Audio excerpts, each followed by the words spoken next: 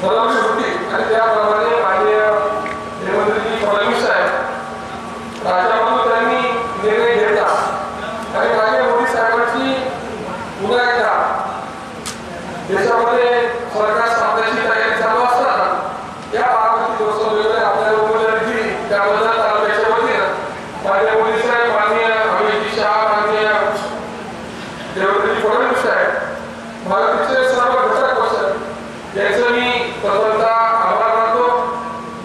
या तालुक्यामध्ये मागच्या 4.5 वर्षामध्ये वेगवेगळी विकास कामं करण्याचा आपण प्रयत्न केला आणि या 4.5 वर्षामध्ये जे या तालुक्याला मिळालं त्यावेळी पूर्वीच्या काळामध्ये कुठल्याही शासनाने दिलं नाही ही वस्तुस्थिती आहे आणि त्यामुळे तालुक्यामध्ये रस्ते, पाणी, वीज या सगळ्या समस्या अतिशय व्यक्तीला मागे लावण्यामध्ये आम्हाला यश आलं।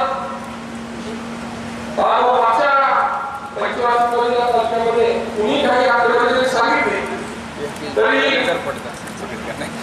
400 कोटी आकडेवारी सांगितली जाते परंतु 250 कोटीपेक्षा एकही जास्त रुपये मागच्या 5 वर्षामध्ये आला नाही आणि त्या तुलनेनं या पंचवार्षिकमध्ये जवळपास आम्ही 1200 कोटी क्रॉस करून जवळपास 1400 कोटीपर्यंत आपली वाटचाल करतो। या ठिकाणी पत्रकार मंडळी उपस्थित आहे। मला काल एक वर्तमानपत्रामध्ये बातमी वाचली की जिल्हा परिषदेला 28,000चं लीड होतं।